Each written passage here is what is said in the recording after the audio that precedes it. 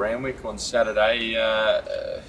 Not in the first couple of races, but we go to race 3. A Basso and Black Revolver in the 3-year-old event over 1400. A Basso, he's going well. Promising horse, just doesn't quite win as often as he should. I don't think there's any reason for that. He's still learning his trade. I think Saturday's race will suit. Black Revolver, both his runs back from a spell have been very good. It's testing him up at this level, but I think there's a great chance down at the weights. They both are. 1400 suit Black Revolver a touch better. Yeah, much better. Yeah. And a Basso.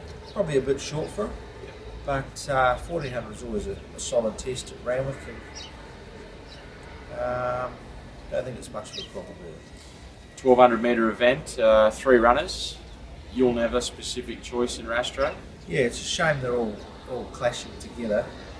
You'll Never, barrier 7, should get a nice run with Blake Shin aboard. Specific choice, barrier 9, probably get back, but run home. Promising horse, hasn't had a lot of luck go his way.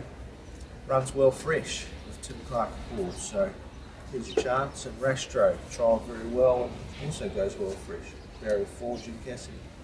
Swaying either way there? I would be leaning towards You'll Never because he's rock hard fit and had no luck in either of his 2 runs and could have easily won both. So that's winning form in my opinion. Fair enough. Return the page. Sure will. We're going to go this in race order, so we're not mentioning the sponsors this week, that makes time. I got nothing out of Drummond Golf. Really disappointing. Aranosa in the 1100 metre handicap, she returns. A couple of disappointing runs through the autumn. Probably had reasons for that. Feet are her main problem. They're never a real concern, but under extreme race pressure, they just seem to trouble her a little. So just change the angles of the feet. No plate changes or anything like that, but I think it's helped her. And 1100 is a bit short, but at her best, she could reel most of these in. Barrier 5 should be, I guess, just in the second half of the field, but getting a nice run, getting to the outside as she likes. Smaller field probably suits her better. We've always seen her in big fields, but less ground to make up at the finish. Yeah, especially over 1100. In a bigger race, the small fields, they can go a bit slow, but 1100, pretty hard to find a slowly run 1100. Fair enough. 5 runners in the McKell Cup. We'll take them through in saddlecloth number order. We'll start with Permit. A couple of nice runs there. He's put the writing on the wall. Yeah, he has. He's weighted up to his best for 59 kilos, but he's certainly up to this level. Blake Shin, who won one of the cup races over Christmas on him, and barrier 10, I'm sure he'll be able to slot in for a nice posse. And it's hard to say what the track's going to be. They put it out as a slow 7 yesterday, which was a surprise. We've had heaps of rain in Sydney. Heaps of rain back in about March. Haven't seen anything in the last month. So 22 mils 9 days ago now. It was last Tuesday. So it's surprising to see our premier track as a slow 7, but we did walk it yesterday. We did. As the true professional racing manager you are, Liam, I noticed there's been a lot of other stables sending out accolades to their Aaron Beedmans and the like. But gee, you go unnoticed to some degree, don't you? I like that. I fly under the radar a touch. What did you think of the track yesterday when you walked it? Soft, but it wasn't that bad. Easily get back to lots of grass cover. It should be a dead track on Saturday, which is a good racing surface. Did you notice that soft spot down the back straight? Yeah. A bit like the soft spot on the back of your head. He didn't go down the back straight. I walked about 3 steps onto the... look, too many variables as it is when you're doing your Chaminda most weekends.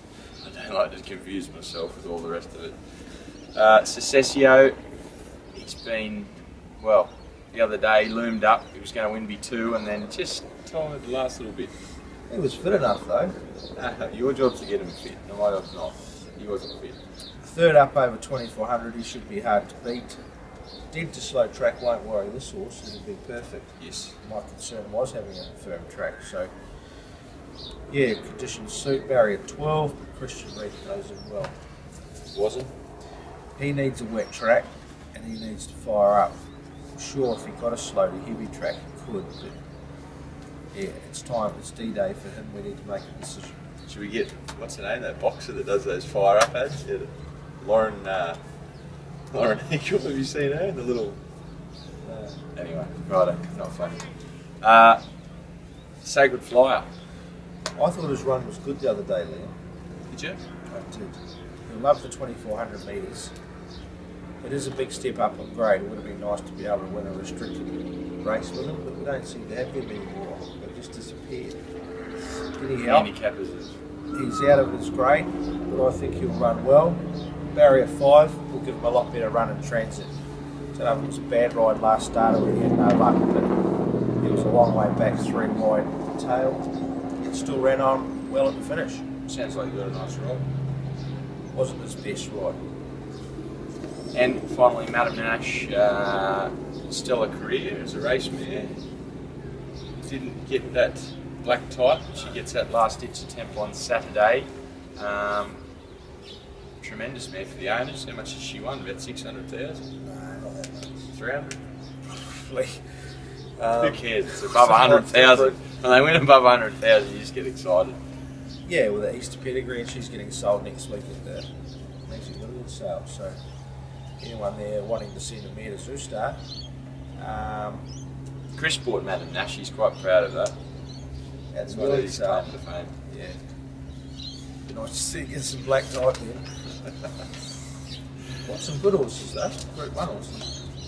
Oh yeah. What about these blokes? These are the kind of blokes I love, right? They buy a horse, it's a champion, right? 9 out of 10 of them can't get out of their own way. They buy one good horse and they rest their rat on it.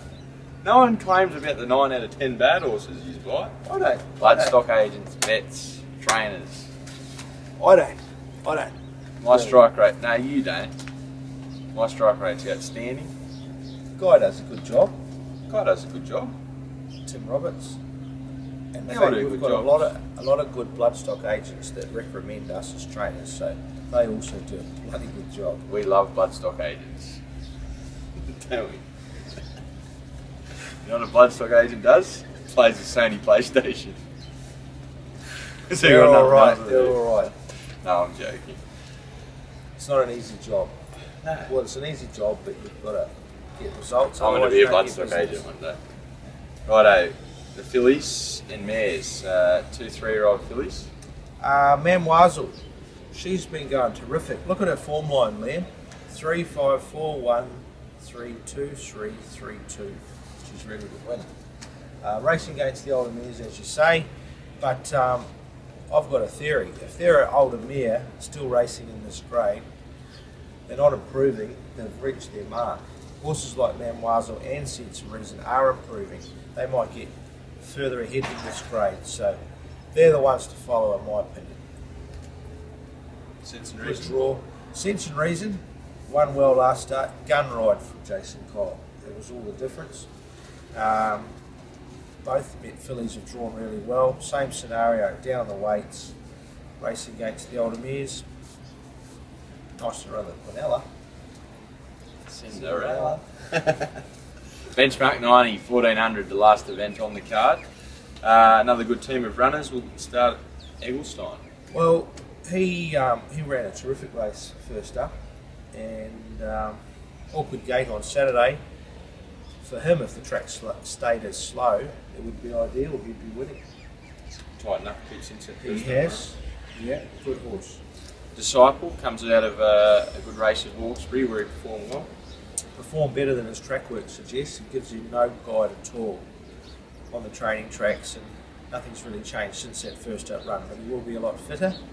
And as you say, it was a good run. Barrier 15 is going to need a lot of luck. Mulligan. First up, probably need the run, but look out for him once he gets up over 2,000 metres. Rugged Cross. Yeah, just not a lot to... He was disappointing last start, but they did go very slow. He's an enigma, this horse. He's dead set good enough to be winning group races, 1,400 to a mile. Maybe that firm track last start might have just came against him a little bit, and the slow tempo. He's had feet troubles in the past. They seem pretty good now. he's a type of horse that could easily turn it around. You going either way there? Oh, I'll go either side. Nice. Anything on this weekend? Not really. Probably should talk about Zoostar. Oh, of course, yeah. Bit of a tragedy, well, certainly a tragedy earlier in the week. Zoostar succumbed to a minor leg injury, and as a result, it's been ruled out of the upcoming Royal Ascot Carnival. Chris will elaborate, but very disappointing. Disappointing, and wasn't doing a lot of work, but the rider reported just had a couple of off strides coming back to the stable, got him scanned, and sure enough there was a very small tear in one of the branches of the suspensory ligament. 3 months will do the trick and he'll be back racing, but with a horse of his value, and I think he's got close to a full book, he'll be going to start, simple as that. He's been a very good horse, and you'll be seen when we reflect back on his career how good he actually was. He was a good 2-year-old, but far from furnished. And as a 3-year-old, we quickly saw him rise to fame by winning the Golden Rose and the Coolmore, 2 stallion-making races. He won both of them, and he was clearly better than his opposition. And natural progression would have suggested, as a late 3-year-old and as a 4-year-old, he would continue to improve. If you've been a sort of a backward 2-year-old doing well, coming into your own as a 3-year-old, well, they must improve as 4. So that's the disappointing part.